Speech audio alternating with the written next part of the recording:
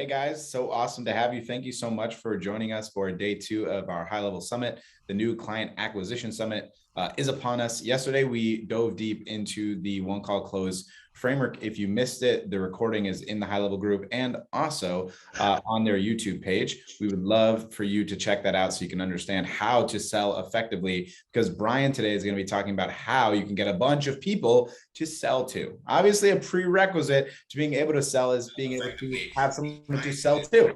Really important thing. Again, if you are not speaking today, if you can just mute yourself so there's no echoes, that would be great. But yeah, it's going to be a wonderful experience. Today, we're going to be talking about strategic partnerships. Just by a quick show of hands, does anyone know what strategic partnerships are? Just by a quick show of hands.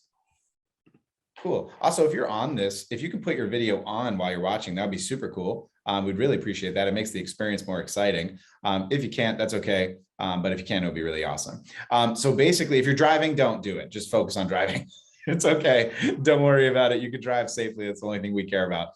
Strategic partnerships are one of the most underutilized and under-leveraged opportunities in the agency space today, whether you're selling SaaS or Facebook ads or Google or whatever it might be. It's very undervalued. And ultimately, a lot of you do one-to-one sales. What Brian is going to teach you today is the opportunity to sell to 14, 20, 30, 50, 80, 100, 200 people all at once. Imagine being in a group of your ideal prospects, offering something to them that's a no-brainer where all of them want to work with you. Imagine growing your business from 5 clients to 15 clients in one day. That's what Brian's going to be breaking down today. Now, you might be like, who is Brian? Why is it not Alex? I only want Alex. Well, I promise you, Brian is going to bring the heat. Brian is our prospecting coach in Prospecting on Demand. I know it is ironic that our company is called Prospecting on Demand and that the guy who runs it is not really the prospecting coach. I'm sorry, don't sue me. I actually found Brian in another mastermind we were part of in 2018. We ended up partnering up, which has been the best decision I've ever made in my business life and also personal life. I love Brian to death. He's an amazing human being and someone that I consider a brother, and he's going to provide you with amazing value today. I'm going to be back tomorrow touching on how to actually do sales optimization once you get all of these great calls. We have an awesome worksheet for you tomorrow, so check in for that. It's going to be a lot of fun. But Brian is going to be breaking down today the Dream 100 strategy, and it's going to be amazing. I'll be here with you all interacting in the Facebook group as well. So super excited. Brian, without further ado, take it away, my man. Thank you so much for the very gracious introduction. What's up, everybody? I am so excited to be here today. I very unfortunately missed an event our company threw over the weekend. So the whole team got to fly out to Tampa. I got to be with some of our clients. So I am like brimming with energy and this excitement that I want to bring to you here today that I didn't get to bring to our clients. So I'm hoping that this presentation and what I go through today with you is extremely valuable, and I know it's valuable. I'm gonna make it worth your time. This is the second time I have done this. We've only shared this with our private clients. I believe it was our second mastermind of last year in Tampa. We do a lot of events in Tampa. So if you're in Florida, shout out Florida, you should roll by one of our events. But yeah, I'm really excited about this, guys. Our clients loved it last time. This is going to, like Alex said, show you how to get multiple opportunities from just a couple of phone calls. And maybe some of these might not be able to one call close because of the amount of decision makers in larger companies like this. But I promise you, this is a beautiful domino effect where when you build these relationships with the right people, your business can explode. And I'm going to show you exactly how to do that. So does that sound good? I want to see some thumbs up. I want to see some excitement. If you're on Facebook, hit the thumbs up. Cool. Love it. I'm going to share my screen and we're going to get started and dive in. So let me go full screen. Actually, bear with me one moment. Make sure I get this on point. Okay. Are we full screen? Alex, yes. Thumbs up. We good? You can see it? Okay. Great. So I had to put my face over Alex's today. It says with Alex Schlinsky. This was like an image, so I put myself over it. Alex did say he was the better looking partner yesterday in POD. I don't know if that's true. You guys can like look and decide, like, you know, A or B, like who is it really? You know who it is, but it's okay. I'm not gonna go down a rabbit hole. Just wanted you to just have that comparison for a second.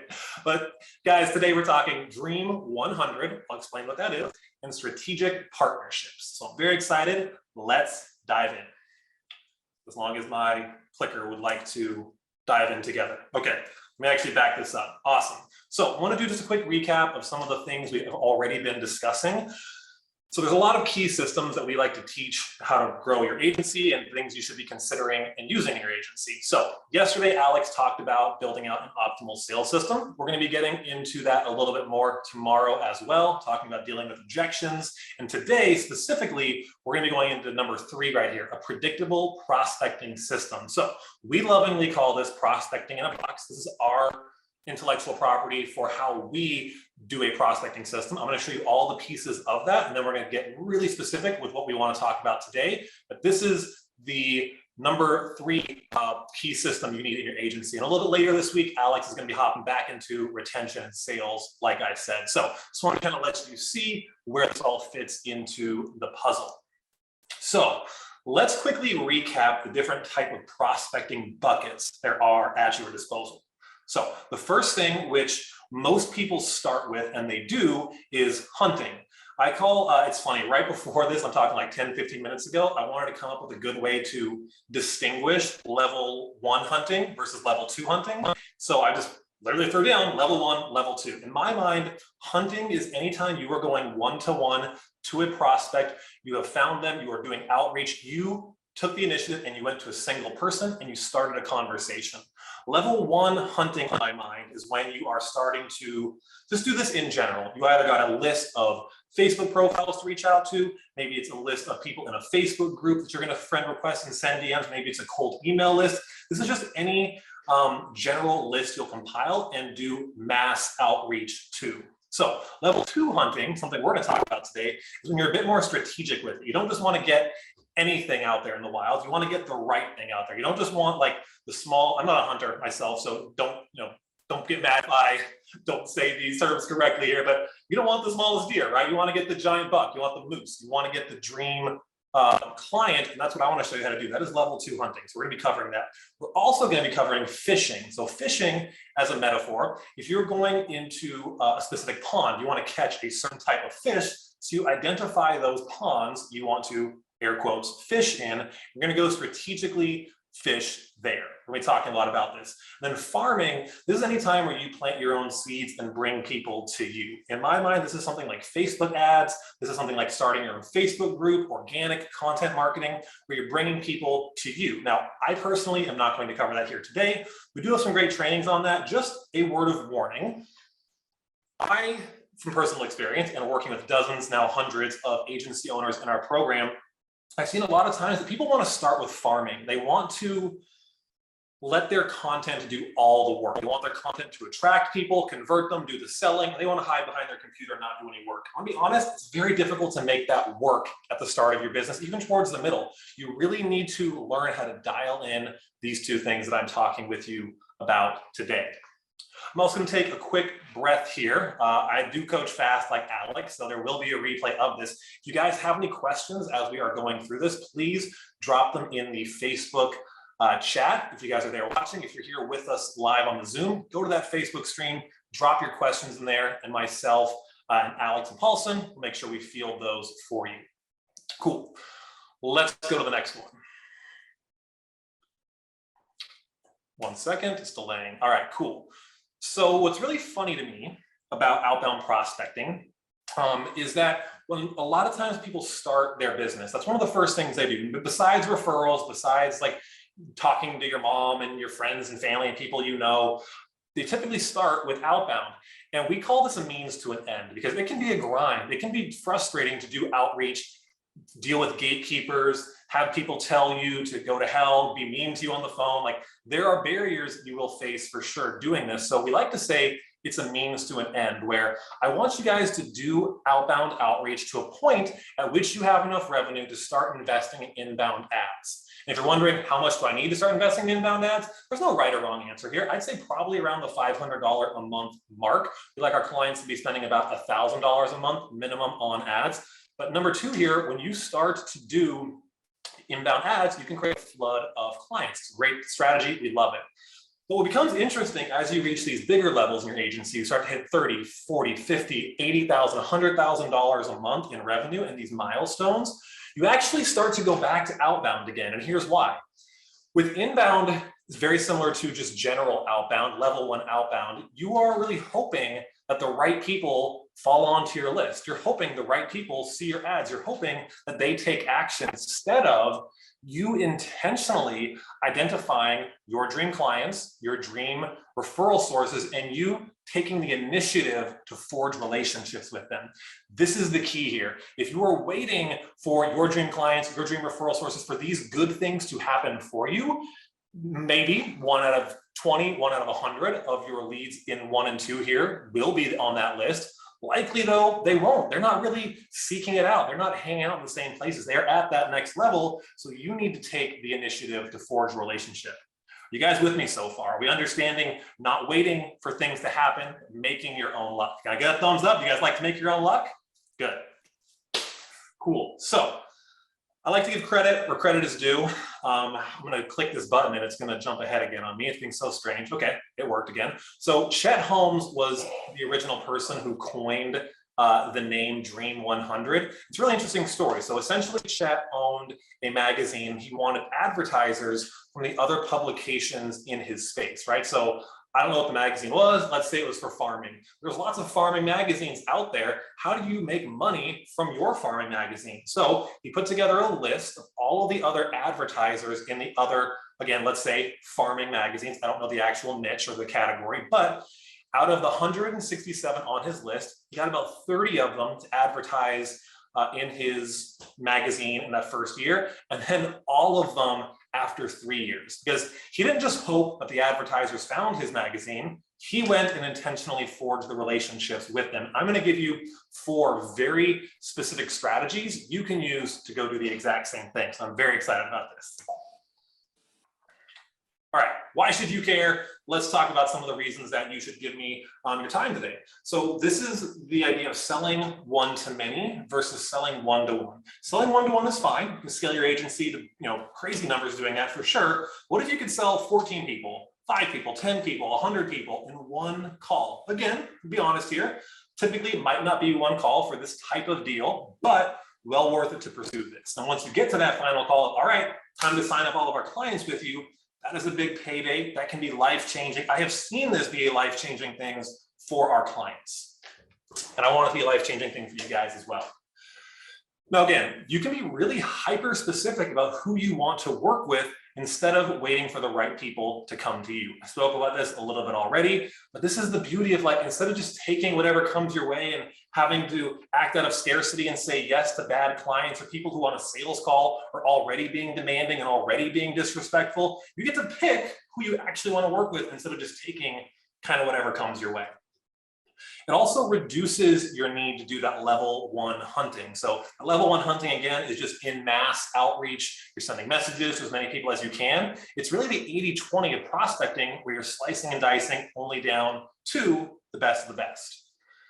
And frankly, the things I'm going to show you here today, it's far easier to establish trust and likability than with any other type of outreach you can do. You're going to see why.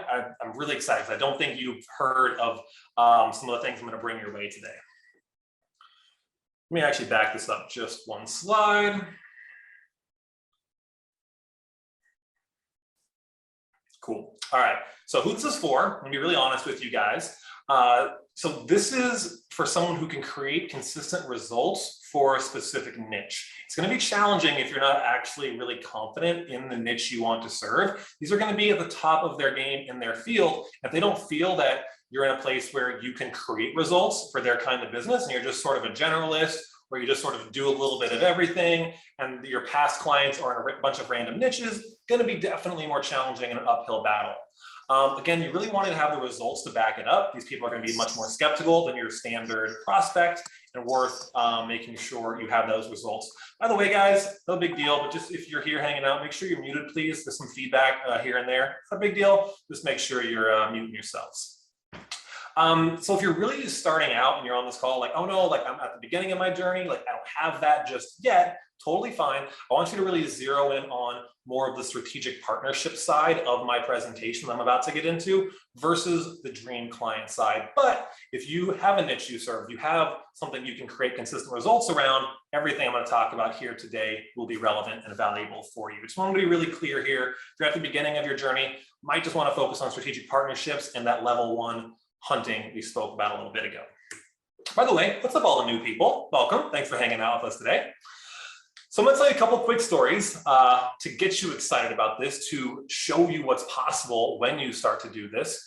One of our close friends in the industry, and actually now CFO, our interim CFO, Chief Financial Officer, Nathan Hirsch, he helped us learn a lot of these strategies, download them onto us many years ago, and now it's helping us grow our business. So shout out Nathan Hirsch, love you, man. He built and sold 2 multi-million-dollar companies, and he attributes most of the growth to this strategy. Basically, what he did is every single morning, he would have a VA send him 3 people from his dream list to reach out to daily. And that was the first task that he did every single day. So he always knew, hey, if I do nothing else in a day, at least I reached out to 3 potential dream referral sources who can set my business up for success. Most of, if you guys have ever used the hiring platform FreeUp, FreeUp is that second company he sold for many, many millions of dollars. This is a strategy he used to grow. And it was amazing because he didn't really, for sure, he got onto some of the bigger platforms. We also got on some of the smaller platforms, the medium-sized platforms. It came to Alex and I using this exact strategy to get access to our community and sell our clients into FreeUp. So this works like a charm. We're doing it right this second. I kind of buried the lead. I'll tell you about that more in a second. But another quick story that I love is Austin and Bailey. Austin and Bailey are currently in our Scale 7 program, and they work with chiropractors. If any of you have worked in either the legal or medical space, you will know that those are difficult. Those are damn hard industries to get into, especially with dealing with gatekeepers and the skepticism and the kind of, how do I say this politely, the sort of we know it all mentalities that some of these industries can have. They are creating basically unlimited opportunities for themselves by partnering with something called a red light company and the sales reps at that company. So a red light basically machine is something chiros use for their wellness and to service clients. And this is something that Austin and Bailey know hundreds, thousands of these chiros use red light machines. So they partnered with red light sales reps to get access to their client lists. And they went from, this was Austin, Alex, correct me here if I'm wrong. I know the most recent milestone was $50,000 last month. They started at about 5 when they were working with it. Austin might have started even less. And this was about a year ago. So guys, in a year, going from 5K a month to 50K a month, and their close rate is up 71% because they barely have to sell. This red light service provider just sends them people. Just sends people their way and they make money, 71% close rate on a $2,200 a month offer. So guys, if this does not get you excited, I don't know why you're here. If this will get you excited, you should be getting excited because this is how you can grow your business and change your life. Let's talk about how I changed my life with this. I worked in the patio furniture niche actually when I was starting my initial agency. And I was fortunate enough to scale that to multiple 6 figures after a couple of years and learning some very, very hard lessons and not getting mentorship and learning it myself. Don't do that, get mentorship. Basically though, in about a month, when I implemented this strategy, I went from 3 to 10 niche specific clients. I had a couple of other random clients in different niches, but literally in 1 month, I went from a jump from making, I don't know, probably 5-ish K a month to 20K plus a month. That was a big deal for me. Now, side story, 3, 4, 5 months later, I lost most of those clients because I was a naive new agency owner. They didn't know what I was doing. That's okay. We live, we learn. So if you've been through something like that, it's okay. Keep your head up. It gets better. Because now, as a coach helping Alex run POD, $1.5 million a year coaching business, we're doing that right now. If you're wondering, like, can you give me an example of the Dream 100? It's happening right now. GHL is our Dream 100 referral source. GHL has sponsored our events in the past, ideally in the future. I know we got one coming up. I'm not going to bury the lead too much. We collaborate on a lot of stuff together. So we're doing it right now. You're seeing it happen. There's 84 people who are potential clients for POD here on the Zoom, a couple more dozen on Facebook Live. So guys, this works. Proof in the pudding is you're watching it right now. So, and Brian, I want to add to this because I think this is so valuable. Like what Brian's saying. First of all, if you guys are enjoying this, drop a 7 in the Facebook chat. We want to hear from you. Also, like many of people will ask, like, how do I get to the red light, therapy clinics like Austin and Bailey did, or how do I get on GHL summits like we're doing now? Can you let us know what niche you're in inside of Facebook so that as we go through this and as Brian is sharing it, I can let him know what you're writing down so he can give you ideas as well, because we want to make this specific to you. And I think there'll be so much value for you to see how you can implement this for your business as well. And I think that's such a great thing as we dive into what you're going to do before you start. Cool, thank you. I apologize, fam. The arrows on my keyboard, it's just, everything's a little laggy, so it's okay. It's a lot of people here. I got it. We're going to make this work. Even if I have to log in on my phone and do it walking around, I'm just kidding, it's going to happen. So considerations before you actually start. I want you guys to get the baseline stuff right so you set yourself up for success. The idea of 100, really 100 is an arbitrary number. 100 it could be your list is initially 10, it could be 23, it could be 71, it could be 357. Like the 100 is arbitrary. I like you to aim for 100 so you have a nice list of potential people to reach out to, but you don't have to hit 100 to get started, and you don't have to stop at 100 once you hit that. So just keep that in mind. As you are compiling your lists of dream clients, dream referral sources, I encourage you to batch this exercise. It's very difficult to every single week go try and create that list again and again. I want you to instead batch, say, an hour a month, not that much time, to actually create and compile that list. Once you do that once or twice for yourself, you can create an SOP, hire a VA to do it for you.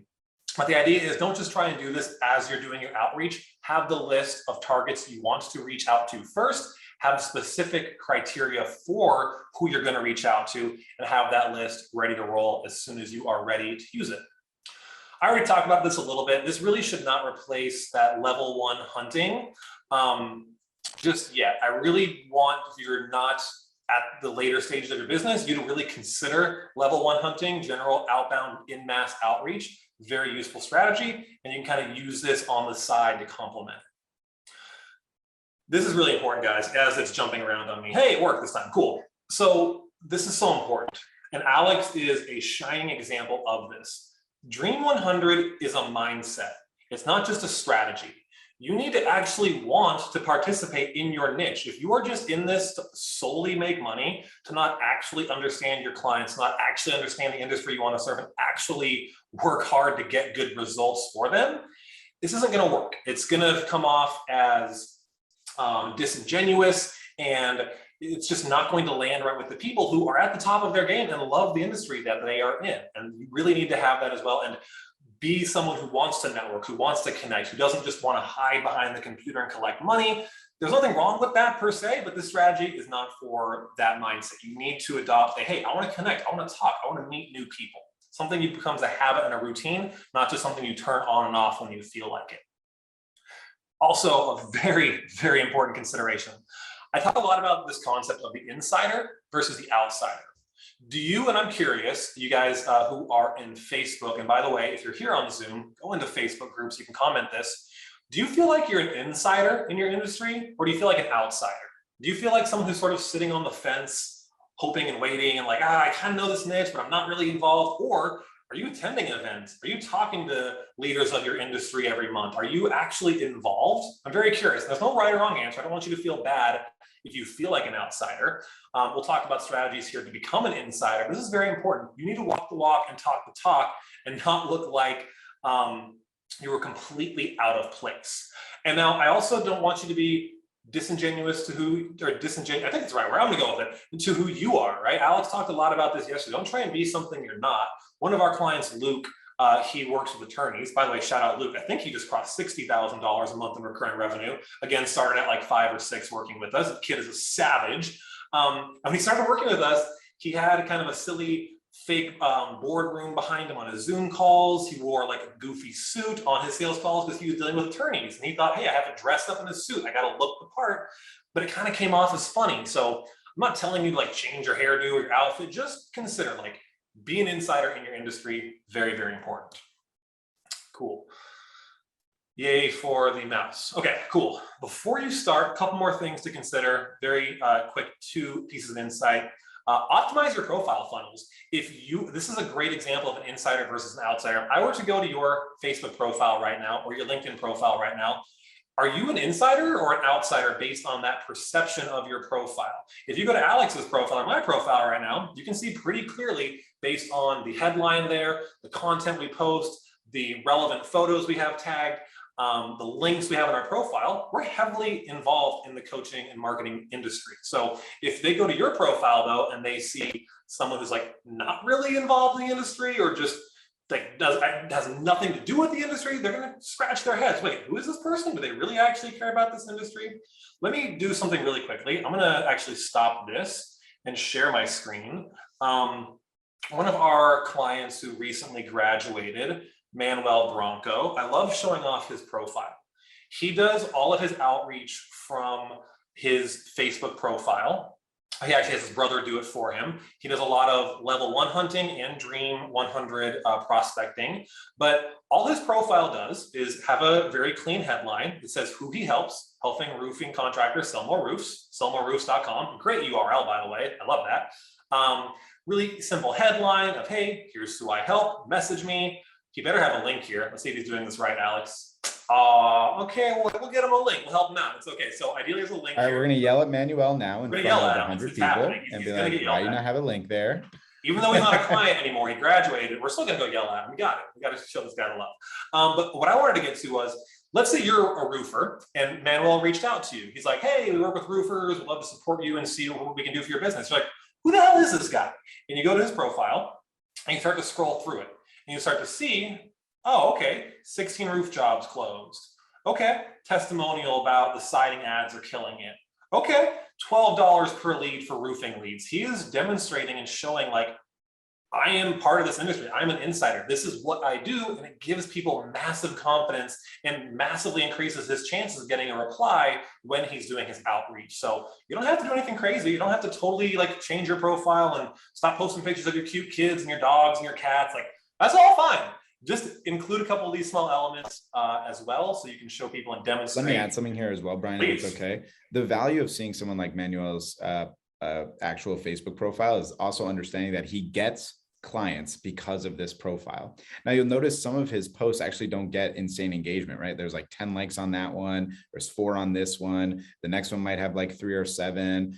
You might think, oh no, it's not good. The thing that he does is consistently post results and proof over and over and over. And then his brother, who's prospecting for him in that hunting format, is going in Facebook groups with people that are his niche and friending them. Those 1,500 friends, the majority of those people are potential leads that can work with Manuel. He doesn't have to work with all of them. He just has to work with a percentage of them. Imagine if only 10% of the people that are on Manuel's friend list actually get on a call with them. That's 150 calls. If he closes even 25%, you do the math. It's a significant opportunity. Don't worry about what your engagement is on the proof that you're sharing. Focus more on understanding that the value of the proof is just the visual component, that they can see it. They don't have to like it. They don't have to share it. They don't have to comment on it. They might DM you later on and say, I saw this video you did months ago.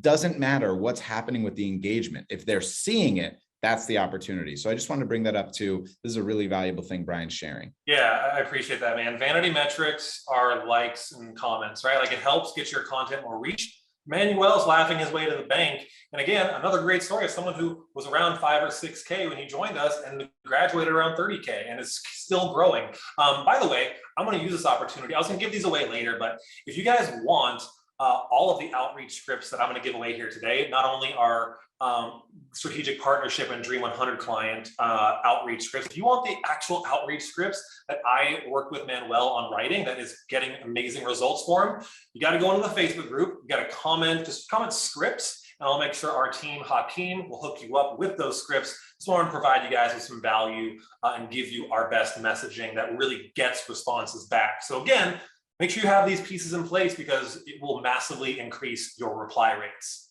Then last note, shout out to GHL. It's an amazing tool to be able to do this at. I want you to build a pipeline out. I want you to have a different pipeline than your deals pipeline. You can track all of these people. I want you to get there a column for, not a column, but data points for their name, contact info. And by contact info, I'm talking as many points of contact as you can. I want, if possible, email, phone number, business phone number, When I say phone number, I mean their cell phone, if possible, business line, the link to the contact form on their website, link to their personal LinkedIn profile, the link to their personal Facebook profile, link to their Instagram profile, link to their Facebook business page. Now, again, depending on the industry that you're in, one or two of those might not be relevant.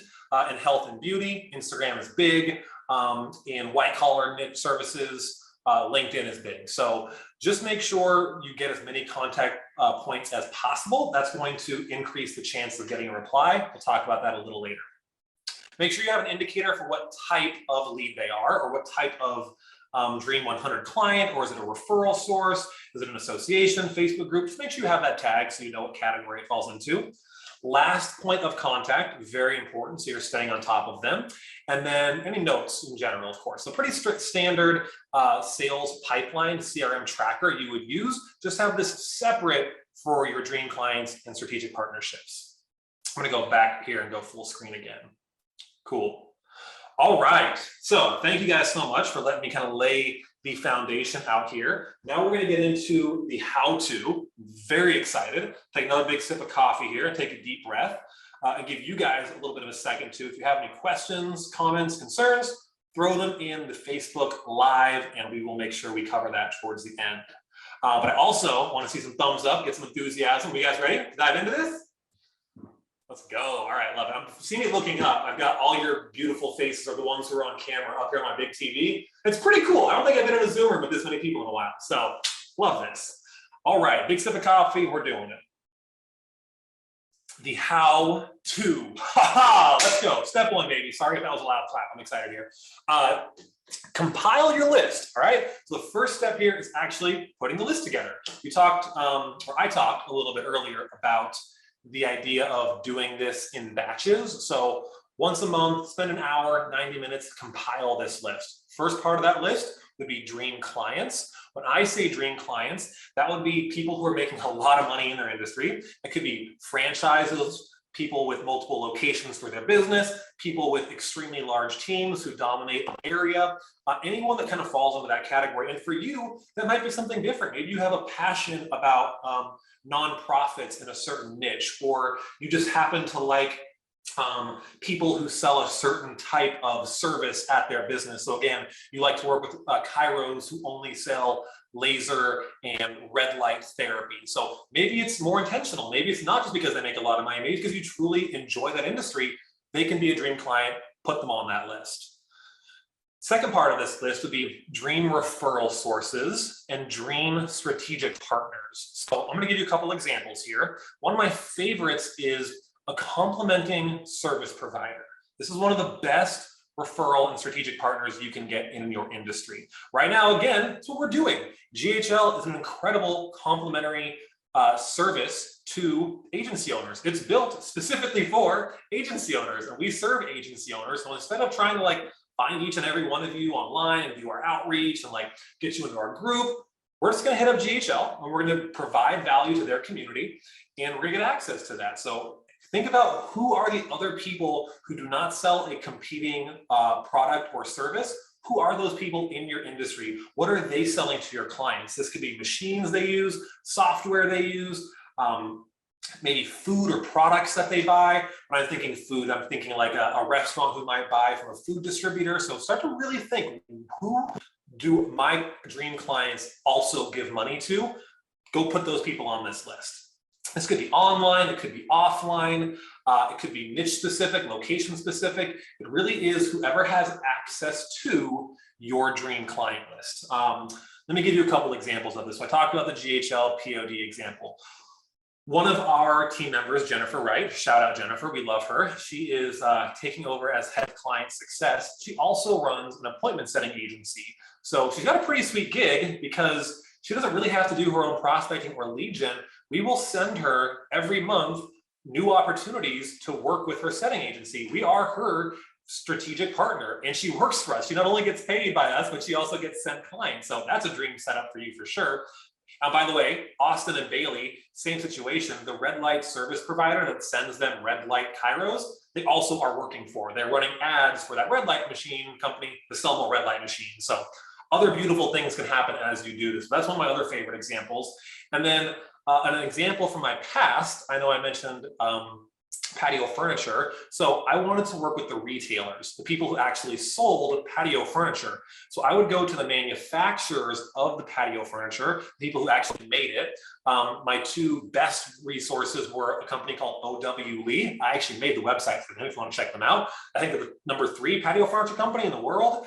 And then #2 is Treasure Garden. They're the #1 patio umbrella manufacturer in the world.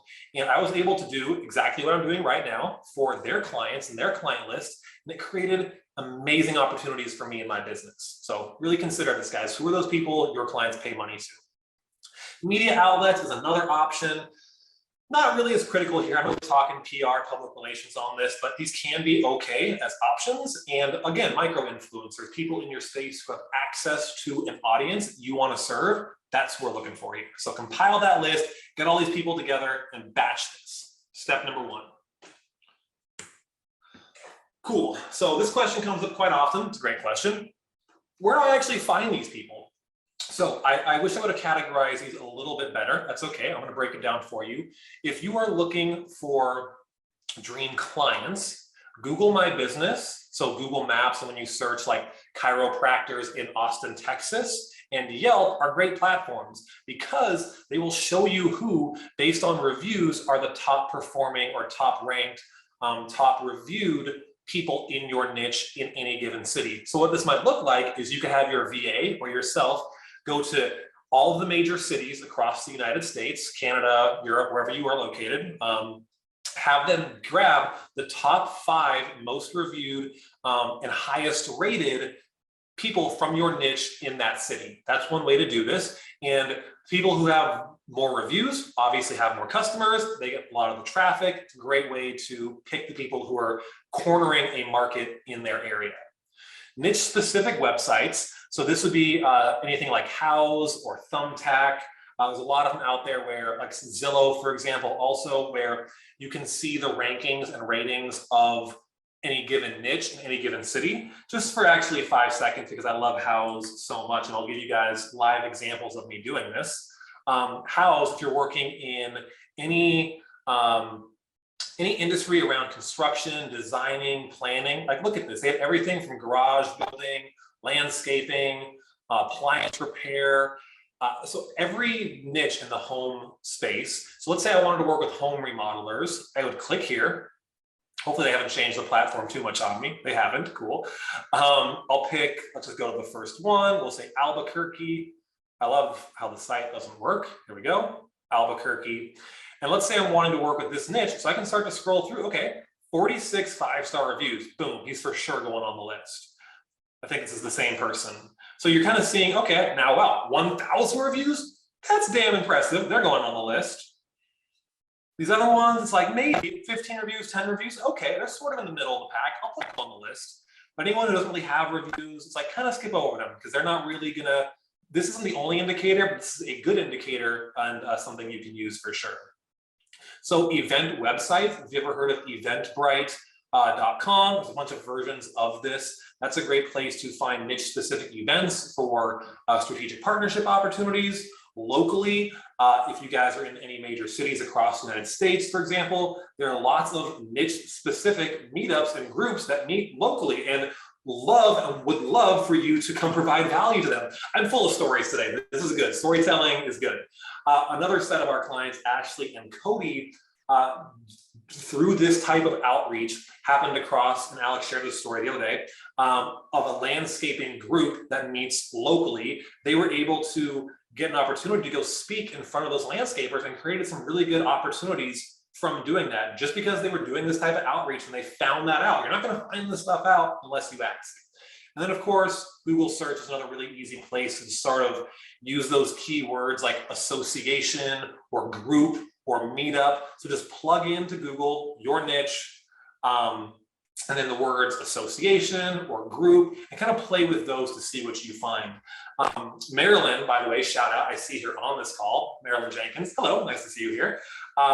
She's starting to do this and finding different women's groups for attorneys. So I think there was the Los Angeles Women's Attorneys Association or some very, very specific niche. she's going to hopefully be able to do what I'm doing here for those types of communities. And we're going to help her set those things up. So start to think creatively. And by the way, if you guys have any examples of this or want to know if, hey, does this count? Throw it in the chat. We'll get to it a little later. Just want to make sure you guys had some ideas around where to start. So I'm going to take a break here for just a second. Paulson, Alex, anything you guys want to bring up or share or ask? Alex, you can go first. I got two points that I want to add to what Brian's already elaborating on. Yeah, I mean, the only thing I would add is, one, if you guys are enjoying this, please drop a 7 in the Facebook group. It really helps us to know that this is valuable content and worthwhile for you. I think ultimately the biggest thing that we want you to take away from this training is everyone is constantly asking how to get more clients. And most people, when they're asking how to get more clients, is in a one-to-one format.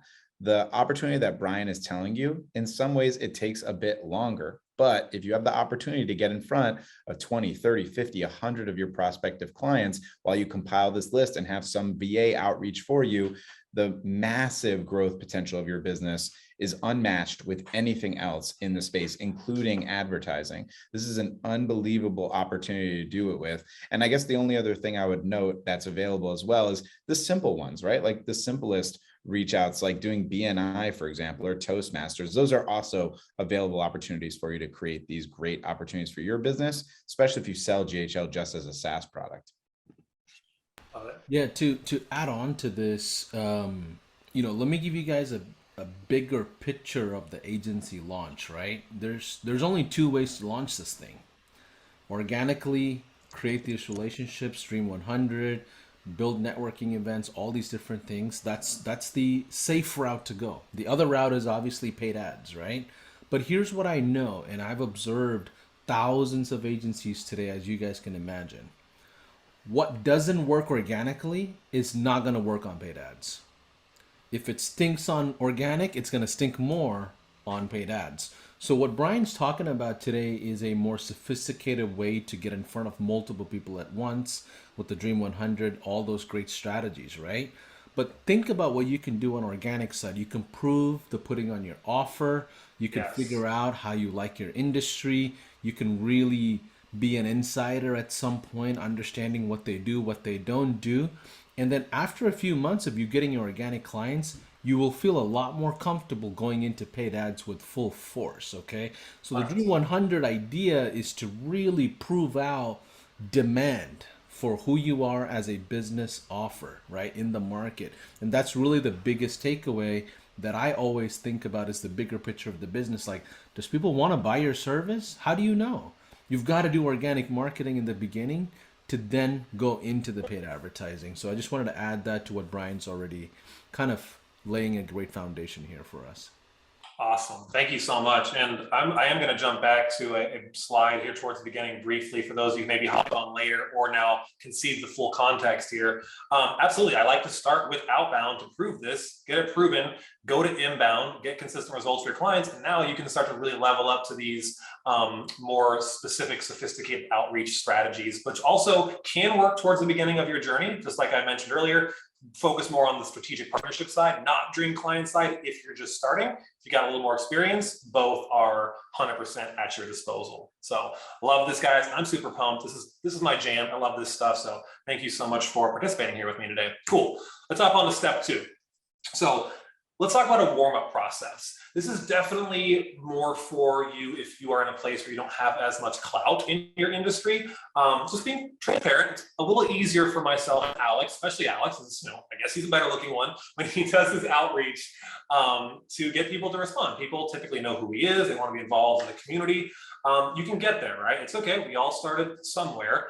I would say, though, if you are not in that place where you have that a lot of industry clout, try this process, warm them up a little bit, and I'll explain here why this is helpful in a moment.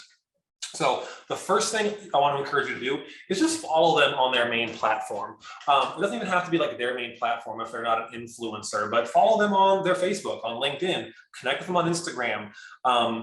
Just see where they spend their time and go make sure you are a part of that experience and you are seeing the content they're putting out, even if it's just from their company, even if it's sparing, even if they don't produce content, useful first steps. So they're at least seeing your face and seeing you connect with them. This is optional. Frankly, we don't we just do this in passing a lot because we work with so many different people, and it's sort of become a habit, just sharing other people's content, giving them credit, giving them shout outs. Chet Holmes, this strategy was developed a long time ago. I'm not even sure how old he is, but it'd probably be cool to go to him and say, hey, look, we dropped your name here. What are you up to? Like, people love to be acknowledged. And when you can give them shout outs, you can leverage that not only to do that outreach to them, but also make them feel good. So this is optional. And again, I would use this more for people who actually produce content. But then the next piece here, if you share that content, or even if you don't, I really like to open up with a compliment about that content or thing they did. Maybe their business crossed a milestone recently. Maybe they're the #1 ranked company in the area. Maybe they shared something that really resonated with you. Just tell them. It could be as simple as a DM. It could be an email you reply back to if you're subscribed to their list, if that's where they're pushing out content. Just say, hey, this really spoke to me. I thought this was really good. Keep up the great work, with no other agenda. This works really well. And one of my favorite examples, it's kind of hard to see, so ignore Landon Porter's big face here on the left. I just wanted to show you how this message unfolded. Basically, Landon still runs a large sales group with, I think, 30, 40, 50,000 people in a Facebook group. It's a pretty big group. My Facebook group at the time had like 2,000, 3,000 people, so nowhere near on the same level. But I basically just reached out to him and said, hey man, I love all the personality and fun in your Facebook group. Just wanted to say I'm a fan and keep it up. So really simple, no agenda, just making the connection. He actually, why his big face is here, sent me a really nice video message. He's like, what's up, man? Most people don't know how to do outreach. This is the right way to do it. I love it. All about creating value. Glad to meet you. And I just basically told him, hey, thanks, brother. I'm in it for the long game like you. Excited to be involved. This was sent on the 17th.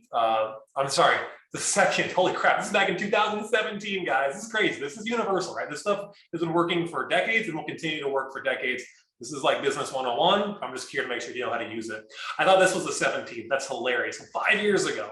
But so the 2nd here, 8/2, and then about a month and a half, a little longer later, I messaged him this. Hey man, so I had a master class in the Entrepreneur Alliance. By the way, that's where Alex and I met. I did one for them a few months ago too. Would love to team up with you on something.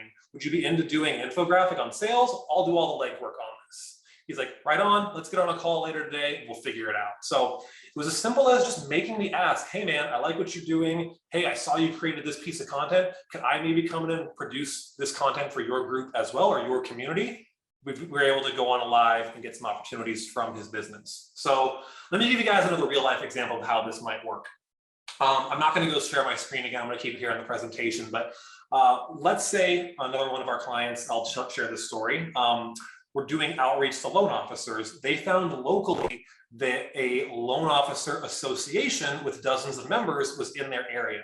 And they went to that association's website and they saw every single month for the past year, this association has been hosting guest speakers for their community. So they're constantly looking for guest speakers to come give value to the members of their association.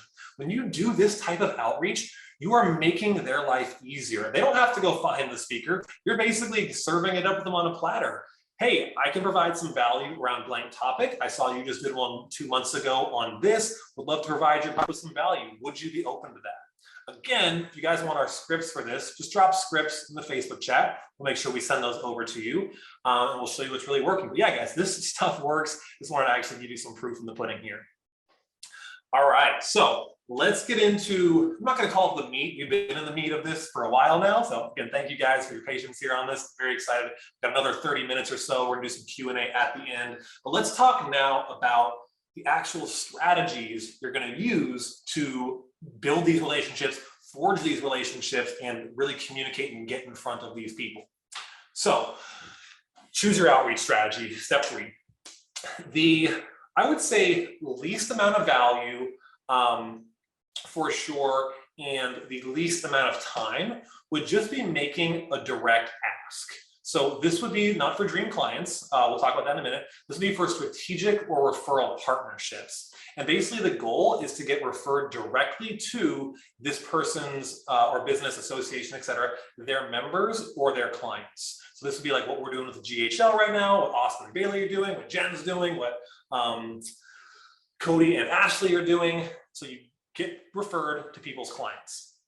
And the value to this person, like what's in it for them, why would they refer you? Typically, that's going to be that they would be able to be a part of your referral program and get compensated for that, get paid, and or you can trade referrals. You can also send them referrals. If you've got clients, just like we do, GHL sends us clients, we send GHL clients, beautiful relationship. So it's mutually beneficial. If you're wondering, wait, what's in it for them? Why would they send me their clients? This is why.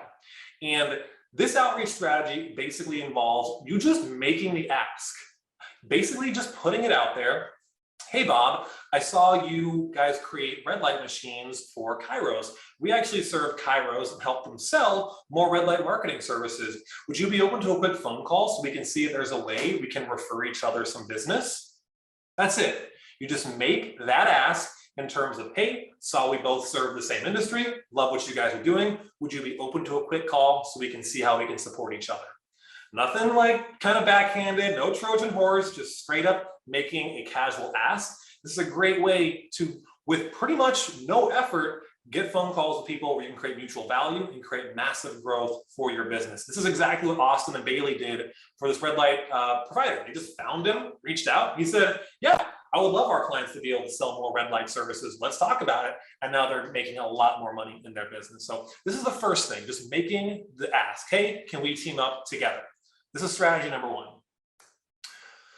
Strategy number two, similar, but this would be for dream clients. So let's say you have your list of dream clients you want to reach out to. I want you to just make a direct ask. Manuel does this really well. We have a number of these scripts we're giving away today. So again, comment scripts if you want them in the Facebook group. We'll send them your way. And this is really just I'm going to say a more laser focused version of level one hunting, where you have your list and you're going to go to that list with a very direct ask of, hey, I see you guys are in a place where you're one of the top providers of red light in your city. Are you in a place where you can take on more clients currently? We're looking for someone to start in the next few weeks. So I'm paraphrasing a little bit. We're going to give you different scripts and outreach options, but that's a great way just to say, hey, sorry at the top of the game. Can you guys handle more customers? We'd love to send you some clients your way. So you're just literally asking them, acknowledging what they do. Hey, can we send you more clients? Very, very simple and very effective in a lot of cases. And I'll talk about what I call, air quotes, endless follow-up in just a minute. But you'll see what I mean by endless follow-up when I get to that point. Now, the goal of this is to get in front of your list of dream clients. Again, people who could potentially work with you, not refer you people. They might refer you people, but this is just the actual niche you want to serve, not the strategic partner side. And like I said, you're basically just directly asking them if they can handle more clients. So love this approach, very simple. Now, what happens if I'm going to take a step back here. I'm actually going to go back one slide.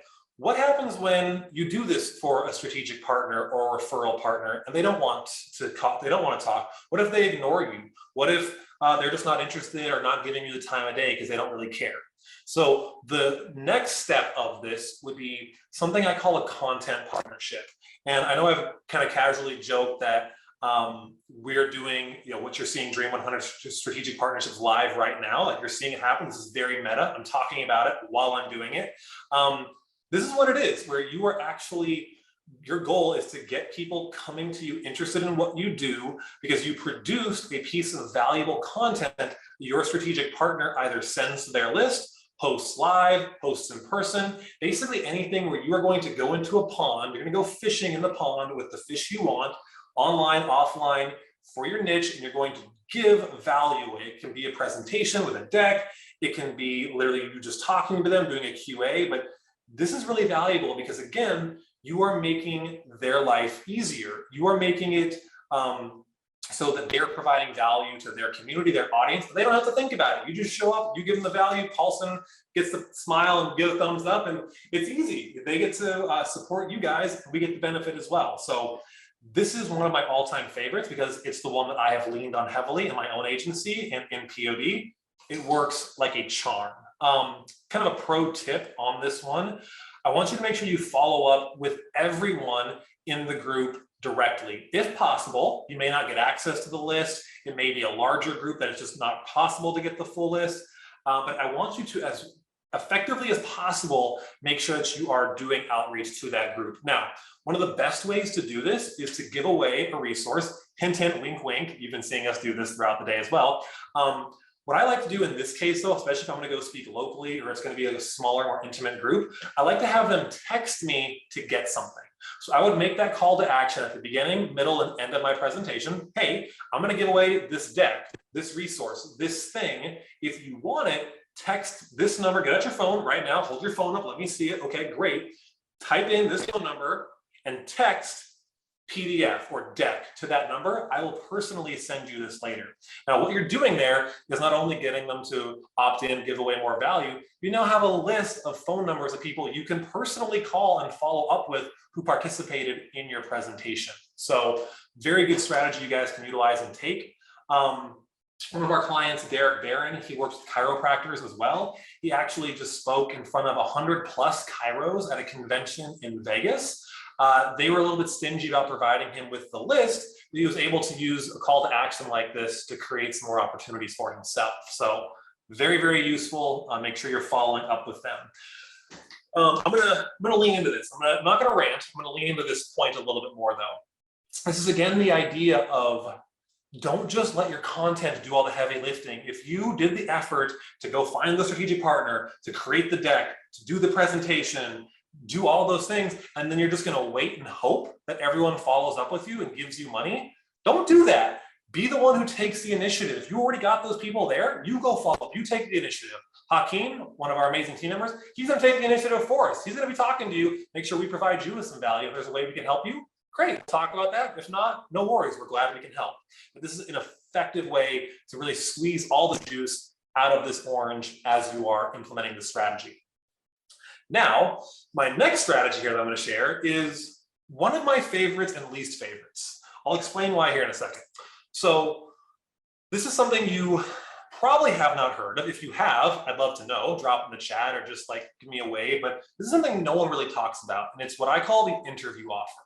This is a little bit of a last resort strategy because it is the most time consuming, but it is the most upfront value. This, in my opinion, is really to get the people at the very, very, very top of the industry. And again, I'm not talking like massive influencers, Gary Vee, Russell Brunson, I'm just in general, people who are towards the top of the mountain whose time is more valuable. Guess what they love to do? Like everyone likes to do. They like to talk about themselves, like to talk about what they do. They like to get free marketing and promotion for their business. So what I like to do, and this works well for strategic partners and for dream clients, is something I call an interview offer. So essentially, the goal when doing this with a dream client is to move them into a demo call after you do the interview. I'll talk about this a little more here in a second. When you're doing this for a partnership, like a strategic partner, the goal would be to move to a content partnership. So, hey, I did you a favor. I interviewed you in my community. I'd love to come back and do something for your community. Would you be open to that? Alex talked about the rule of reciprocity yesterday on his training. Very important. If you do something nice for them, they want to do something nice for you. This is that idea in a nutshell, for sure. Where it says see POD trainings for more details, sorry, this was left on a slide deck we did for our clients. We do have specific trainings on how to conduct the interview, where to post the interview, where to do all those things. We don't have enough time for that today, but this is something that is highly effective. So I'll kind of run you through the idea quickly. Again, we have the scripts for you. You can use, just take them, run with it. Basically, finding that dream client list, reaching out to them with message, email, call, etc. Something like, hey, Bob, saw you're one of the top producing real estate agents in the Dallas, Texas area. That's an amazing achievement. Congratulations.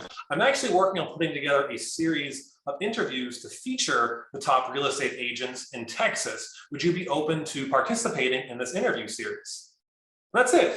Just congratulate them on the success. Tell them you want to include them because they're a top producer or one of the top people in their niche, and that their input, insights would be extremely valuable, and you would love to promote them to your audience. And by the way, even if you don't have an audience, not a big deal. There's ways around that. But that is essentially the approach. And people love this. They love to talk about themselves. You gotta be really careful here, because if you do this in mass, you will get a lot of people saying yes, and then you'll be stacked out for interviews. So if you run a group or a podcast or a show, like, it might be a good thing to just use this in general. But if you are strapped for time, or kind of just getting this started, you got a full-time job or whatever, probably use this sparingly, because you will get a very high response rate. But again, there's the time-consuming piece as well, specifically doing the interview and publishing the interview. So what I actually like to think about this interview in my mind, I know we're talking a lot about the one call close here this week on the trainings, but I sort of look at this as the setup for a one call close with a dream client, because you can treat the interview a little bit like a qualification call. In their mind, it is the interview, and you're not going to bait and switch, but you can go through it, ask qualifying questions, learn about their business, figure out how and what they need help with. At the end of the interview, turn off the recording, say something to the effect of, "Hey Bob, thank you so much for your time. You actually mentioned on the call your business is working to go from A to B, and you're kind of struggling with this right now. As a thank you for your time, I'd really love to give you some ideas on how you can fix that. Would you be open to doing a call a little bit later this week, and I can share some thoughts with you?" I call this extending the olive branch, which is basically setting you up to do a sales call, a demo, one call close, whatever, under the context of providing value and ideas and insight. It's very effective. It's a great way to pivot this relationship from interview to sales opportunity. And then on the strategic partner side, after you do the interview, turn off recording. "Hey Bob, thank you so much. That was incredibly valuable. I'd really love to pay you back for the time you gave me. Could I come into your community and give them some value just like you did for mine? I'd really love to show them A, B, and C. Would you be open to that?" So again, positioning for a content partnership with a strategic partner after you have done the interview offer. So I'm going to just do a little bit of a recap, because I know I threw a lot at you here. Basically, for strategic partners, start with just making a direct ask. If that doesn't work, go for the content partnership. If that doesn't work, go for the interview offer. With dream clients, I would do the direct ask first. If that doesn't work, do the interview offer. The content partnership will not work for a dream client. I'm not going to say that it couldn't or it never would, but typically, like, you producing a piece of content for them isn't going to really get you the results you're looking for. So anyways, just food for thought on how this is done. All right, almost towards the end here, guys. Thank you so much for hanging out with me today. I'm really grateful and appreciative of that. All right, cool. So a couple of outreach scripts. I talked about the air quotes endless outreach. What do I actually mean? We like to joke with our setting team that they need to be calling people until they buy or die. And when I say die, I actually just mean that they tell you either politely or impolitely, "No, I'm not interested. Go away. Please don't reach out to me again." But this isn't a general list where you're just going to hit them up, 10 times. Like, "All right, well, I tried. They got my automated email sequence. I'm going to give up." Hell no. This is your list of your best clients and referral sources. Call them, message them, email them until they literally say, "Yeah, I'm interested, let's talk," or "No, I'm not interested." So please do not just hit them up a few times and give up. Make them say, and I'm saying make them, but get to the point where they're either going to give you a yes or no, and do not stop until you get there. It is very important. Consistency is key here. Also, hitting them up through multiple channels are key. If you're doing the interview offer, send them a DM on Facebook, send them an email, hit up the contact form on their website. Hitting them up through multiple channels will ensure the message is reaching, hopefully, one or more of the right sources you're looking to get. Also, a little bit of a side note, the interview offer is an amazing tool to get past gatekeepers. When gatekeepers are like, "Oh, we're not doing marketing services right now," versus if you like, "Hey, I'd like to feature Dr. So-and-so in an interview series. What's the best way to get a hold of him?" The person at the front desk is going to get that message to the doctor. That is much more important. So I just keep that in mind as well. When you're picking up the phone and making this ask, the ask is much easier. I already did this a little earlier. You guys want our best outreach scripts? We're giving them away. Go to the Facebook group, Go High Level, comment scripts. Our team will hook you up. Cool. Last step. We're in the home stretch here. This is pretty simple. This is something I want you to commit to, which is weekly KPIs. So a KPI is a key performance indicator, for those of you wondering. And essentially, there's two different types of KPIs. There are actions and outputs. You can call them inputs and outputs. So I like to define my KPIs in terms of those things, because a lot of times people's KPIs are number of clients, amount of money, revenue. But what are the inputs you need to give to that system, your system, to create those outputs, to create more clients, more revenue, more, et cetera? So those inputs are, how many people did you message today? How many people did you call today? How many people did you actually put yourself in a position for them to know who you are and respond back to you? So what I want you to do is set the input goal, the action goal, for at least 5 people that you will reach out to from your list every single week, with the goal, the output of producing at least 1 discussion every week. This is on the lower end of the I'd say aggressive side of this. If you want to be more aggressive, I'd probably lean in closer to 20 people per week, with the goal of creating 3 to 5 conversations. But we're just getting our feet wet. Start here. Time block this on your calendar. Don't just put this on a to-do list and do it when you feel like it. Make a recurring task 2, 3 times a week. You're going to go do this, spend 30 minutes and put in the time to do this outreach. This is going to ensure consistency, and over time, you make this work and you don't just try it a few times and give up. Name of the game is consistency on this one. So kind of a bonus step, everything we've been talking about here today can be outsourced. It really can. If you guys want to step up and be not just freelancers, and you want to run a business that allows you to have time freedom, where you can step away for a week, 10 days, 2 weeks, and not worry about everything falling apart or worry about losing clients, like, start to think about how you can hire anything and everything in your business out. And a VA is a great way to start getting support on this. They can compile your list as long as you give them guidelines. They can do the initial outreach. They can organize your CRM. So a lot of things that a VA could do for you in this process. Highly encourage you to, once you get your feet wet and do it, hire that person to support you and help you execute. Let me also add this as well while Brian is doing this, because we're about to do a workshop. Some of you have had some really good questions inside of the group. We're going to have time available today for a Q&A based on how much we have left for day 2. And we'll again prep you for day 3 as well, which is going to be a workshop tomorrow. It's going to be awesome. If you have any questions, make sure you drop them in the Facebook group. And one thing to also consider is, what's a big takeaway? These are really important and ideal steps to take to grow your company. The biggest thing though is that you don't come to a high-level summit and then do nothing with it. You have to take action. That is the ultimate reason we're here. Paulson and the high-level team didn't ask us to come so that we waste your time. They asked us to come to share valuable information that you can utilize to effectively grow your company and also utilize high-level more effectively. Let us do that by you putting in the work. That's what it's going to take. So if you have any questions at all, drop it in the chat, and then Brian's about to start with a workshop for you. Sure. I'm actually, I want to clear this with Paulson. Paulson, I can either give this workshop for them to execute later, and we can brush by and do Q&A, or we can give them some time to do it now. Totally up to you. Yeah, I say we do it now so we get the full context of it. Give me some comments. Ooh, that's the answer I wanted. Yeah, so let me get a good feel for the room, guys. If you want us to do the workshop now and cut short on the Q&A a little bit, give us some comments. Say workshop, comment workshop. And if I get enough comments in the Facebook streaming, then we'll do the workshop and maybe extend the call for an extra 10 minutes so we can really cover a lot of ground there. Okay, cool. There's a few people that are saying workshop. I don't think they're there. The stream's a little delayed, but I see it popping up as well. And if you're here and you want to do a workshop, just show me a thumbs up. Yes or no? To me, it doesn't look like there's enough workshops. I think no, there is. I see the comments. Need a couple more. We're gonna. We just need more. Yeah, bummer.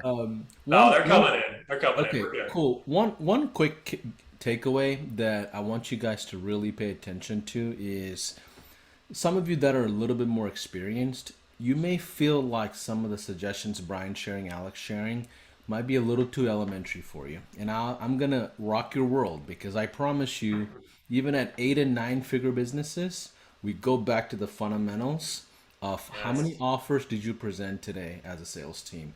How many folks did you get in front of as a marketing team? These are things that we practice even at our level on a daily level, where me and Robin will be like, okay, how many offers were presented today as a company overall? We don't care about closes. We don't care about intro sessions, demo sessions. We just want to know how many offers were presented, right? So really pay attention to this, and what you do, the work that you do, is what's going to really elevate your agency. It's not a fantastic, amazing unicorn strategy that nobody's ever heard of. It's your sweat equity that's going to really move the needle. Okay.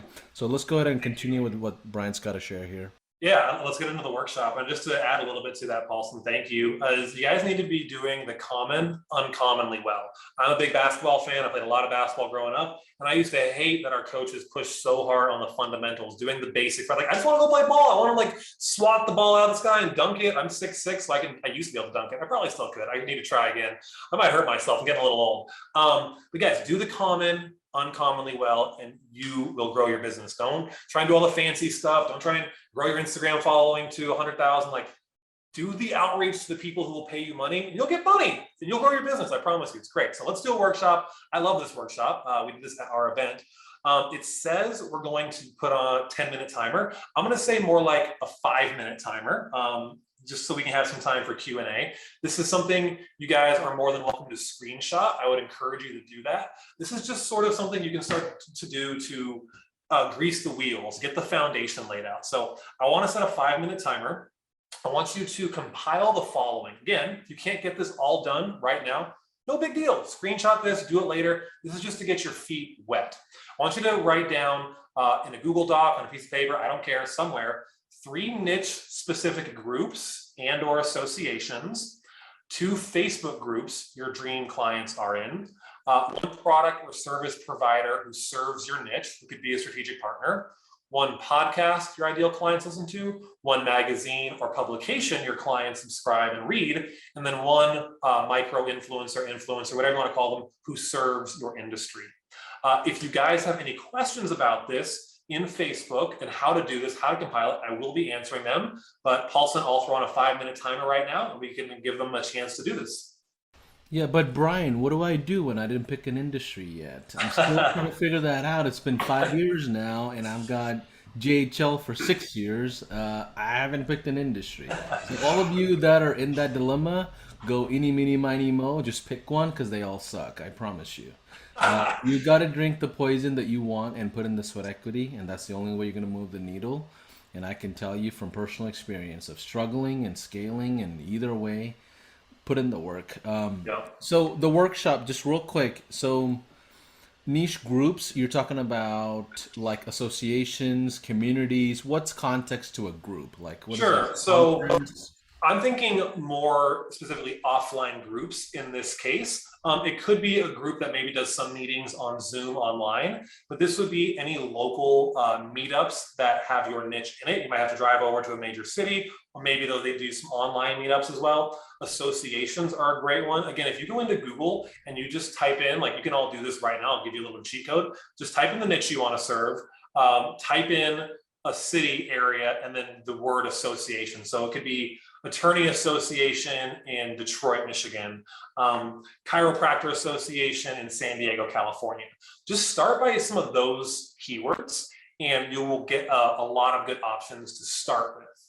And keep in mind, it doesn't have to be something you have to actually drive to. A lot of times, like, hey, if you're serving chiropractors and you live in San Diego, but you're doing outreach to an association in Texas, there's no reason why you can't do an online presentation for them or provide some value to their list. There's no reason why that can't happen. So I like to do niche, location, and the keyword association, which rhymes with location. So try that as a hack to find some. Perfect. When it comes to Facebook groups, Brian, is there a particular size you're looking for, a certain level of activation for their following? Is there a context to, like, you know, back when I was doing dentistry, like I knew the dental groups that are around the clinical side of the business Sure. more than business side, right? So like, Sure. what are some contexts there people should pay attention to? Yeah, I love that question. To me, the group size isn't as important as the context of the group. So let me explain. Anywhere that someone is paying money to be a part of, especially whether that's online, offline, or in a Facebook group, is great. So anyone in the Go High Level community, I'm not encouraging you to go spam anyone in the Go High Level community, but people have to be paying for Go High Level to be in this community. We have a private Facebook group for our private clients. There's about 70, 80 people in there, all of them paying or paid to be in the program. A lot of people get removed after the fact. Some are grandfathered in. Regardless, if you were, say, a white label service provider or someone who worked with agency owners, that'd be a freaking gold mine to be a part of. There are some groups that are only for your niche, like, hey, it's only for roofers, only for dentists. You can try and sneak in. I would actually encourage you to try and sneak in. Either answer I'm not telling you to lie in the questions. You can either not answer the questions, or just answer them truthfully and then see if they let you in. That will happen from time to time. But I'm really looking for a group, once you're in, one that isn't just filled with self-promotion spam. You can really quickly tell a good group from a bad group. A bad group is going to be a bunch of personal promotional links to random crap with no engagement on any of it. A good group is going to be more focused, questions, comments, engagement on posts, people actually there participating. That's really what I'm looking for. Can you also highlight few notes on the micro influencer idea? Like, what's the difference between a micro and a macro? Like, what makes them an influencer if they're so micro? Sure. So, great question.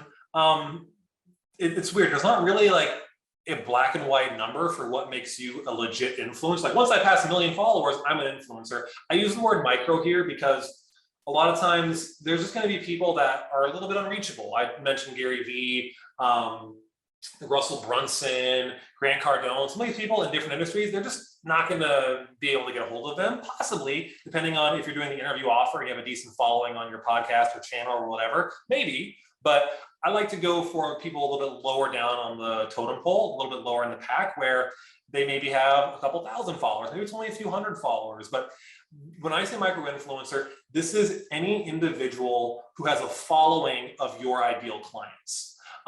As an example, on Instagram, there's a lot of accounts specifically for freelancers. They maybe have 10,000, 20, 30,000 followers. They'd be a fantastic micro influencer for us to partner with. It's not a massive audience, but they have a collection of the people we want to serve. Got it. So we're about at the 5-minute mark right now, Brian. Cool. Guys, screenshot this if you aren't completed with it. Totally fine. We're going to be giving this outreach scripts away again. So you guys want to know how to reach out to these people once you have the list. So please utilize that. But yeah, thank you for taking time to do the workshop with us. And I already mentioned this, comment to get the scripts, easy peasy. Let me very briefly, before we hop to Q&A, just a quick recap, 7 key systems in your business. We covered a piece of number 3 today. Alex will be getting into 4 and 5 more tomorrow and Thursday. Very excited about that. And I'm just going to briefly cover this because GHL gave us the opportunity. For the GHL community, we've got this really great offer we're utilizing. Essentially, we're calling it a love it or leave it offer. And for 2 months, full access to POD, we're charging just $5,000. Normally, it's a 6-month minimum, $15,000 minimum commitment. We really know and love the GHL community. Want to give you guys an opportunity. So if you're interested, you can comment 8 in the Facebook chat. We'll reach out to you and we can have the conversation. No hard sell. If we can help you, great. If not, it's all good. I hope you got some value out of this. Let's hop to the Q&A. Just a full disclaimer on that offer, guys. Thank you. It has nothing to do with GHL as an entity ourselves. This is something that we're trusting Brian and Alex with, that they will serve the students and all those people in a very high level way. But at the end of the day, I like that. But at the end of the day, we do believe that they will bring a lot of value to you. And that's $5,000 for each month, or is that? That is for both months. For both months. Okay, so $2,500 actually for each month, ideally, right? Yes, $2,500 now, each month. Perfect. Now, here's the thing. As soon as we're done with this workshop, guys, we're going to load up this entire content into the university in your app. The collaterals, all those goodies will be in there as well as the YouTube channel. And I think if you ask Brian and Alex to give you access to their Facebook group, they might be generous to do that. Of course. Either way, let's go through some Q&As. Was today like insightful? And we went through a lot of the fundamentals of what business building is really about.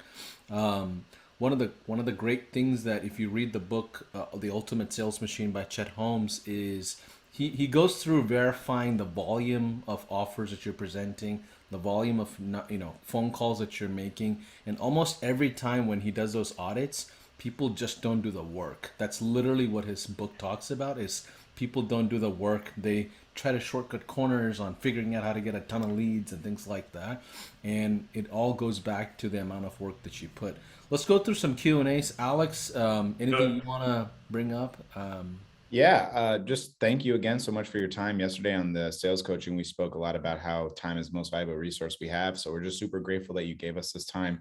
We had about 130 people at the peak here and the same basically yesterday. And that's really cool.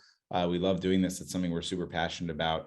And tomorrow we're going to be covering our workshop. We're going to actually do work tomorrow together on sales optimization, offer checklists, prospecting checklists. It's going to be amazing. Same time tomorrow, 3 o'clock.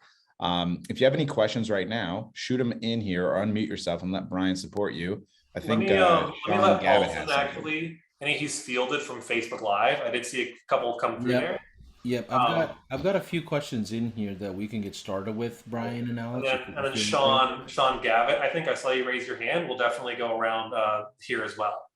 Go Yeah. ahead, Paulson. Take it away. First question is, Brian, I'm not that excited about using my personal profile for business when it comes to Facebook. Do you recommend having a second profile? Would that be something that's not something that you're opposed to, or what's a workaround around something like that? Yeah, I think the blunt truth is get comfortable with it. I'd be curious what Yes. the, I think, you know, I'll be honest. I was there as well. I had I'm not gonna say a bad breakup. I had a breakup, in early college where I deleted my Facebook. I went like ghost, like I'm gonna go all on my business and I'm gonna come back like I'll be a millionaire in 2 months. But I hated Facebook. I didn't want to promote myself. I hated the idea. Then when I started to see, oh, I can make good money just using Facebook to connect with my audience and just talk to them. It like flipped a light in my head where it's like, this isn't that bad. You don't have to produce content if that is scary to you. I would encourage you to use your own profile for two very specific reasons. One, a profile needs to feel lived in. If you go to a profile that is brand new and it's like there's only like one post and they just joined Facebook yesterday, like, is this person catfishing me? Like, it feels a little weird. It's not lived in. We had this problem with one of our clients, like, why am I not getting responses? Like, dude, your profile looks like you're catfishing the crap out of these people. So caught myself there. But reason number two is Facebook doesn't like it. They'll actually shadow ban your profile. We have a client, James Donovan, who we joked that he catfished us when he joined the program because he asked to use a friend's profile to do outreach. Facebook has blacklisted his name, his face, his IP address because he created duplicate profiles of himself. So it's a little bit dangerous of a game to play. I'm not going to go as far as to say you can't do it, you're breaking the rules, you're a bad person. No, it's not what I recommend. I'll just add to this also. If you do end up wanting to make a second profile, you can't use the same exact name because you will definitely get banned by Facebook. Brian and I, just as much as a disclaimer on Paulson, like we are not affiliated with Facebook. If you get banned on Facebook, that's not on us. Don't come complaining to me or to Paulson or the team. Please don't do that. This is on you to do it. Facebook is against Facebook's terms of service to have the same profile for two people. If you want to get around it, basically what we advise is using your full name. So if you use Alex, use Alexander, a middle initial and your last name.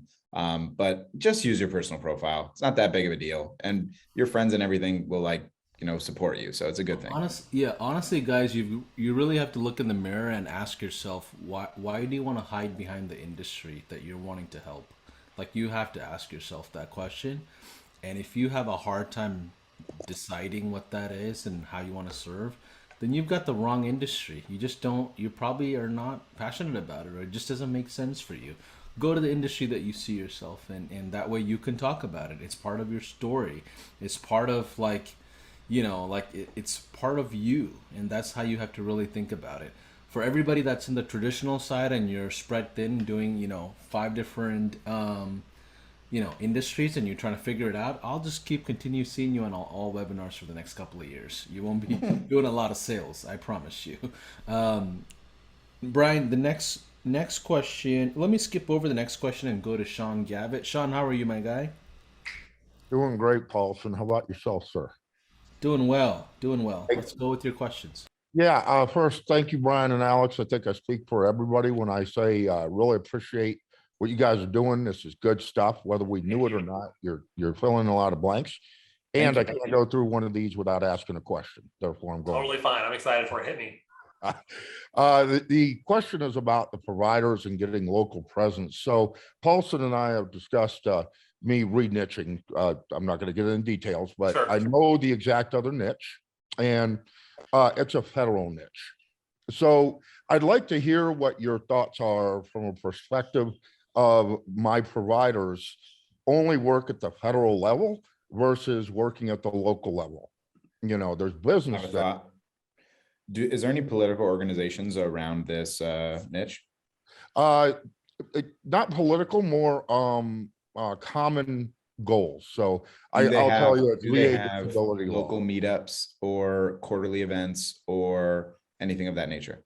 conferences, but only nationally. That only nationally, that's not an only, that's the Well, opposite. okay. That's it. But They- it's awesome because it's nationally.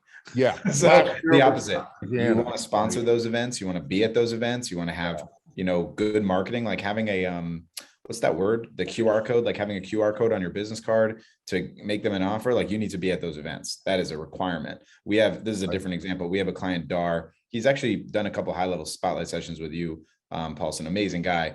He's going to a chiropractic event in the coming weeks, and he's put together this funnel where he's going to like give to the chiropractors at the event, like, hey, you can get this free snapshot from High Level, and bam, like when they download it, it's an offer and it's all this great stuff. You need to go to those events, man. That's going to be the best thing for you.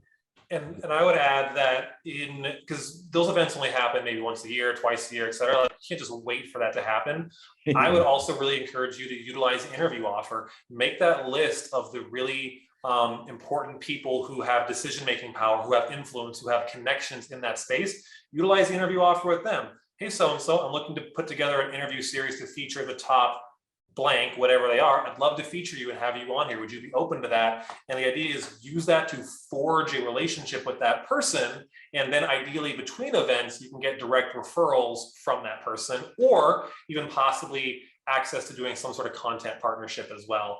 The strategy is really universal. I'd be curious, and you're more than welcome to, Sean, shoot me a message here offline, like what the actual pitch is, and I can creatively come up with some ideas for you, but this is definitely a universal strategy here. It's a VA disability law. Okay. Lawyers, sorry. Lawyers. Yes. Oh VA yeah, 100%. disability Everything, law. all the advice I just gave, nailed it, man. I got it. Attorneys were my niche in my agency, so lots of experience. Cool. Awesome. Thank you for the question, Sean. Anything else? Yeah, also guys, when it comes to that interview offer, that was the way I had started off, with 0 case studies, 0 results in dentistry. And what I would do is literally create my own top 10 list. Like I didn't even know the industry enough to even have a Dream 100. So I had a Dream 10 kind of. And what I did was like find the best, most iconic dental figures in the industry. And I would reach out to them and I'll tell them. And before that, I'll add like a ton of dental, dentists onto my friends list. So when they look at me as a friend on the mutual, like their mutual list, they'll see that I'm friends with almost every dentist in the US. And I'll reach out to these 10 people and I'll ask them, hey, I've got a ton of young dentists that are following me. I think there's an opportunity for you to share some of your philosophy when it comes to dentistry, not marketing, sales, operations. So these guys would jump on an interview with me on my Facebook profile, and we're literally talking about Invisalign clinical care. We're talking about sleep apnea, TMJ, and implants, and all these different things. And we're just talking about patient care and clinical stuff. Now, during my sales calls will be just so easy for me because dentists will look me up, and they see that I've positioned myself with public figures and I care about the clinical side, and marketing and sales wasn't even a question. We rarely even talked about that component. It was like, oh, you're working with Dr. Downard? Oh crap. Okay, cool. Like, let's figure this out. If you can do his stuff, you can definitely do my stuff. I'll tell them, well, he's somebody I'm collaborating with. We don't have a business relationship just yet, but I do believe in his philosophy. And that was the way I launched into dentistry with full force, and it worked. That's awesome, man. Again, same thing with me in the patio furniture industry, guys. This really works. And I like the sound of Dr. Downard when I'm like thinking about it as myself. I like that. Funny in the side story, this degree is a doctorate on my wall, but it's my wife's, and she is Dr. Downard, not me. So I am the trophy husband, but that's okay. I'll live with it. Paulson, any more questions you'd like me to hop into? Guys, if you can put down your questions, I've got a little bit of lag. We've got about 5 more minutes for questions. If you have relevant questions, I'll read them out. If they're not relevant, I'm going to skip them. That's as simple as that, and you guys know better. Let's see. Kathleen, thanks for your input. Kathleen says, literally saw one of your interviews, Paulson, where the person suggested the niche to be service. Perfect. Okay, cool. Yes, questions here. Yeah, if you're here, by the way, in the Zoom room, I know it's a lot to ask you on Facebook also. There's a little, I think it's a raise hand button. If you go to reactions across the bottom, you see raise hand. If you have a question, you can click that. I'm more than happy to call on you and unmute you. If you don't have any questions, totally fine. We can wrap up a little early, but I'm here. Utilize this, guys. If you have questions, ask us. Okay, as these questions are coming in, Alex, what should we expect for tomorrow? What's the agenda for tomorrow? Awesome. So tomorrow we're going to be doing a workshop breaking down the client acquisition checklist. So a lot of people ask me, like, what are all the elements that are needed in order to have a successful client acquisition process, right? Like, do I need a funnel? Do I need a website? Do I need scripts? Do I need a sales process? Do I need a demo video? We're going to go through step by step every element that you need. And then we're going to talk about what's the MVP, the minimum viable product. So like, we're going to show you probably 20 things that we think you should have. But then we're going to tell you the 3 that you must have to get started so you don't waste your time. Brian likes talking about this idea of playing business. A lot of people play business by tweaking a website for 45 days instead of ever doing outreach. So we're going to show you how to actually have a specific checklist step by step, so you're ready. After that, we're going to do a workshop on sales optimization. So we're going to talk about how you're doing currently in your sales process and how you can learn how to optimize your own sales. This is an important thing. If anyone's a sports fan out there, how do athletes get better? Reviewing their game film and getting coaching. You're getting coaching right here, and you might decide to join us in Prospecting on Demand. And we're going to show you how to watch your game film and what questions to ask yourself. So we're going to be breaking down how to optimize your sales system. It's going to be amazingly valuable. We're going to close out the day with any objections you have. And again, I'll tell this to you one more time. If you come to me tomorrow with an objection and I cannot handle it, I will PayPal you $100 tomorrow. And I guarantee this right now, I'm not going to PayPal any of you because there's not an objection you can bring me that I don't know how to handle. I've done this for a really long time. I've been selling since 2010, probably earlier than that in terms of not business, but other things. Like, we're here to help you and support you. Let us help you and support you. So come tomorrow ready to put in work. It's going to be different than just training. We're going to be working tomorrow. So it's going to be great. 3 p.m. Eastern. Can't wait. I'm going to be hosting and we're going to have a great time. Nice. I got the feed up here, by the way. I did see a couple of questions come through. One was a little off topic, so I'm not going to go to that one. But Steve Webb was asking how to prospect to get a new client this week. So I'll give you the answer, but I'm going to be very blunt with you in a second. Don't be in a position where you need to get a client this week. I like to teach this concept of overlap, which is where if you need money in your business right this second, you should probably get a secondary source of income as well. The reason being is you will act out of scarcity and make bad decisions. You will bring on bad clients. You will take on a client who's disrespectful or not a good fit or is in a desperate situation theirself and then holds you down with them. You need to be making decisions in your business and selling out of abundance. And if you need money, people feel that. They believe that you are then selling them out of your best interest and not theirs, which, like Alex covered yesterday, is a recipe for failure on a sales call. So, but I will answer the question. I will share with you how to get a client in a week. Easiest way is a training we do in our program called the Race to Revenue. You really need to identify low-hanging fruit that you have at your disposal. The best are going to be people who are referred to you directly. This could be from current clients who ask. It could be friends. It could be family. It could be from the people you've developed relationships through the Dream 100 and your general outreach. But your best, easiest, lowest hanging fruit clients will be referrals when you make a direct ask and have them connect with you. Is it feasible to do outreach and turn someone from cold outreach into ads in a week? Maybe, not as likely. If you are currently running ads and you have inbound leads coming in, that's a great way to do this as well. But again, I feel like if you're in that position where you need it, you're going to ultimately shoot yourself in the foot on these sales calls by acting out of scarcity.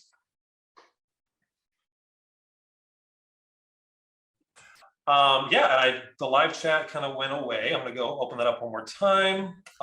Cool. The next question I've got is from Sam Rouse. He says, what's your philosophy on how to respond when a client is extremely unhappy with a product or a service? Let me handle this. It's a little different of a question when it comes to prospecting. Cool, so I got it. Okay, go for it. I got it. Tell them, hey, stop whining. It usually works. And then they'll pay you all the money. You're welcome. No, I'm kidding. That's terrible advice. Hashtag bad coaching advice is one of my favorite things to do. Anyways, What you do if someone's dissatisfied with the product is making sure you understand that you need to come on Thursday, because we're going to be covering how to retain your clients forever. Now, without a hyperbole, at minimum 6 months. The biggest thing we're going to talk about on Thursday is going to be a success KPI. Think of it this way. If you tell someone that we're going to run a race, but you don't tell them what the end goal is, if you're running the race and you're in the midst of the race and they're like, I'm not happy with it, but you're only halfway through the race, well, how are they supposed to know? Because you didn't clarify what the end was. You don't know what type of stamina is needed if you don't know how long the race is going to be. The biggest thing in making sure your clients are satisfied is agreeing upon a success KPI prior to them starting, both in the sales process, which I spoke about yesterday in the Ascension Promise, and in the kickoff call, where you agree upon, hey, if we get you 20 booked appointments for your medical spa every month, you're going to be happy, right? So they can't message you when you have 21 and they're like, I'm not happy. You said you would be happy. You can't possibly not be happy. We're going to talk about this a lot more on Thursday. If you have a specific issue and you want to clarify it a little bit more inside the group, just let us know like what the details of that issue are, and I'll try to help you with it, because I can only answer in like a clinical term of what it would be in general. But if you want us to help you with that specific problem, just let us know in the chat. But this is what we do, by the way, every single day in POD, like people saying, client emailed me this, what do we answer? And then Michael Popper, one of our coaches, will put together an insanely incredible copywriting email on how to handle it, because he's really good at that stuff. So we'll help you if we can, but you should definitely be here on Thursday as well, because that retention training is going to be awesome. And to add a little bit to that as well, in your service level agreement, your kickoff guide, whatever you want to call it, having language that speaks to, hey, if we ever let you down, we'll do our best to make it right and apologize and figure out a best path forward. We're only human, guys, right? We're not going to be perfect every single time. Make it clear, hey, I'm human. If I screw up, if our team screws up, I'm going to apologize. I'm going to do our best to make it right. But our intention is to not have that happen. If it does happen, you can handle it. Alex, like he said, get more context, support you in the Facebook group a little later. But hopefully that is helpful to you. Guys, I just want to say thank you to Brian. And I know this was a dedicated day for a lot of your expertise. And Alex, thank you for bringing them on. And we're extremely excited. As a thank you, guys, on the comments, I want you guys to comment POD fam if you appreciated Brian all day today, just giving us a ton of value. And POD is their brand name, Prospecting on Demand, and I just want to appreciate them for that. And we're excited for it.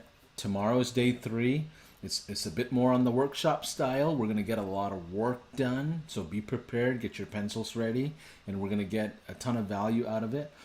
Stay tuned. The recording will be in the YouTube channel after the workshop. We'll load this all into the university as well, and you guys can reach out to Alex and Brian if you have further questions. We'll continue answering these as we go. Have a good rest of your afternoon, everybody. Take care.